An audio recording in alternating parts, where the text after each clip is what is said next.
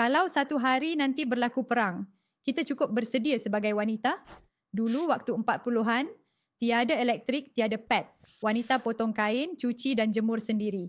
Cuci badan guna air perigi, embun pagi pun jadi ikhtiar bersih diri. Ibu bersalin ketika darurat, berpantang atas tikar mengkuang. Mandikan anak dengan air telaga sejuk. Luka dijaga dengan herba tanpa ubat moden. Sekarang ramai tanya, boleh tak makan ubat stopkan haid kalau perang?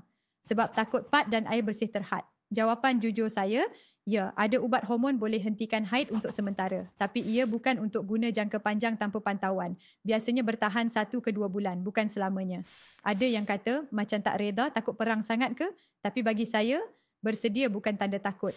Ia tanda kita sedar tanggungjawab kita sebagai wanita. Bersih, sihat, kuat. Supaya kita boleh bantu jaga keluarga.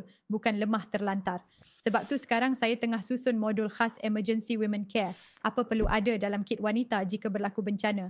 Makanan sokong hormon ketika stres dan trauma. Ubat apa boleh standby secara selamat. Dan kalau anda wanita 30-an, TTC atau ada kitaran tak stabil, mulakan dulu dengan Effertitaro atau chalk cinnamon untuk reset hormon dan kekuatan dalaman. Saya Dr. Raihana, Certified Redefined Medicine, Anti-Aging and Fertility.